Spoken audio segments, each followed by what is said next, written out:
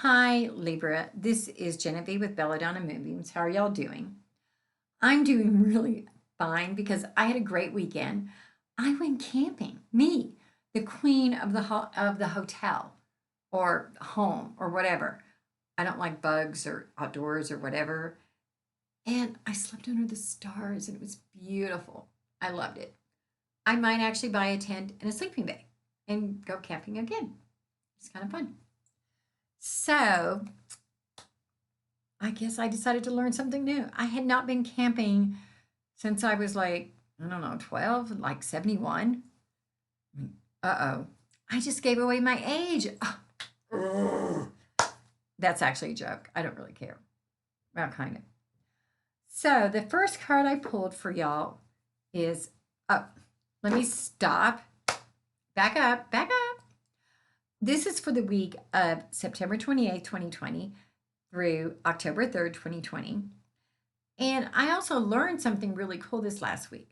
There was an island in the Florida Keys, Perdido Island, and a Hurricane Sally, came rumbling through, and she cut off two pieces of Perdido Island. So now it's three islands. So is that Perdido Jr.?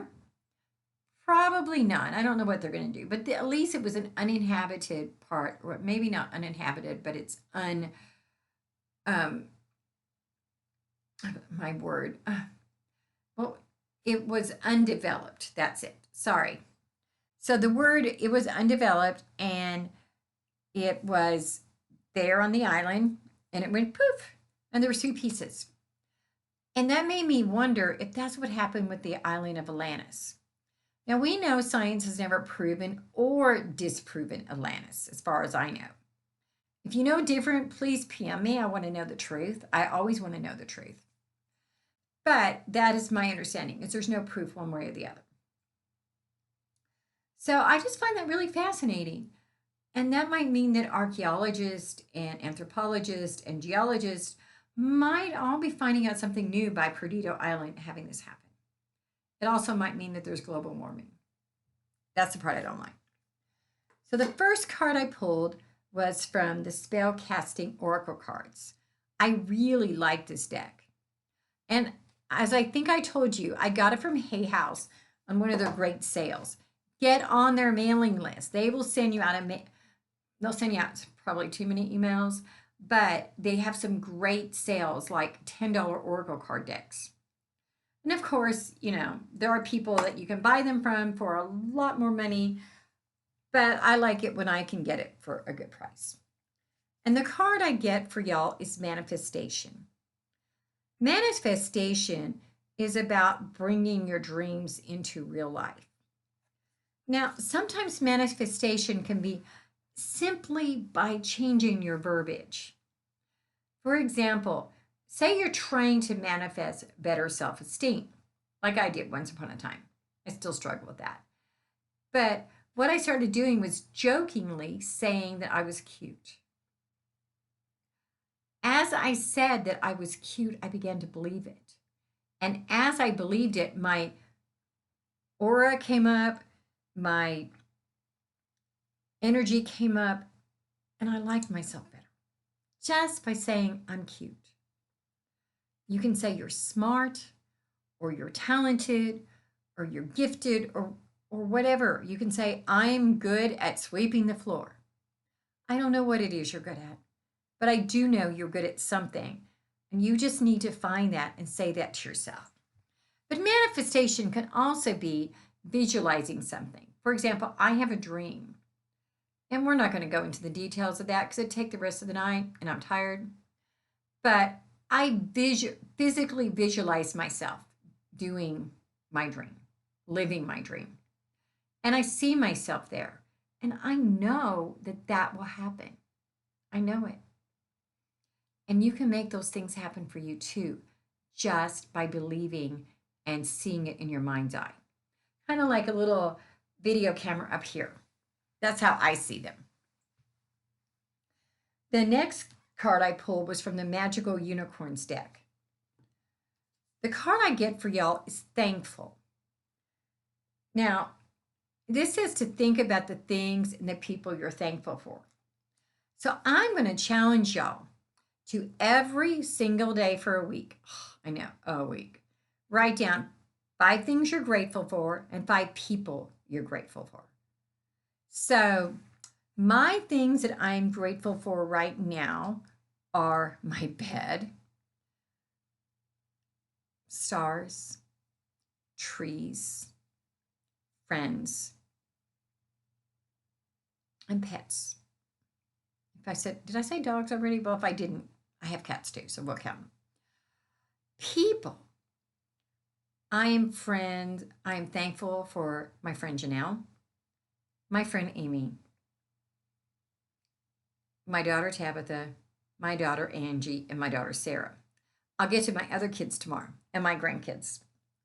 But I want you to find 5 people and 5 things every single day for this week. And think about that. Right? I want you to write it in the morning and then read it at lunchtime and read it at bedtime so that you can realize just how much you have to be thankful for. Now on tarot, the first card I get for y'all is judgment. This is saying to use your good judgment, to look at the entire picture and see what's going on. Now, it can also be about like the judgment day, but in this case, it's about using your common sense. Now that's not to mean to be judgy. That means to use your judgment.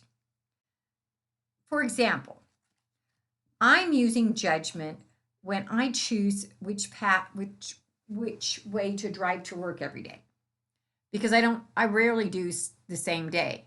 And sometimes I'll just have a feeling that I shouldn't go the way I mostly drive because of something. And it turns out that there was a broken down car or something if I don't listen to my judgment. The next card we get is the moon. Because it's upright, this is saying that there's some things going on in your subconscious and to pay attention to your intuition.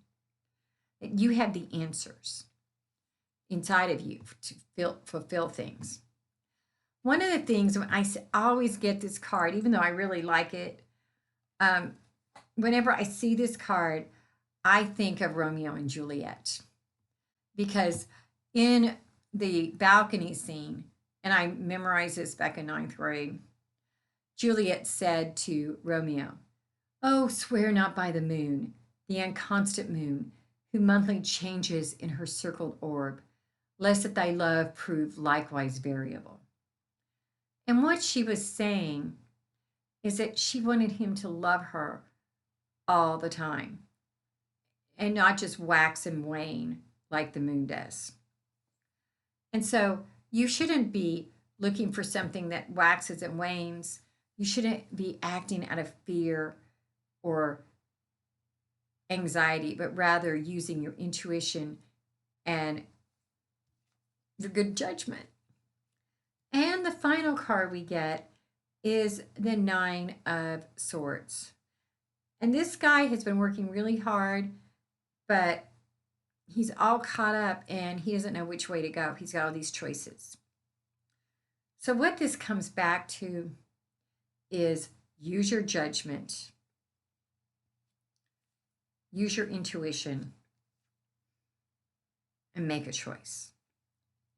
And I don't know how many times I've said it. I think I'll probably said this 5,000,000 times. When you don't make a choice, you've made a choice.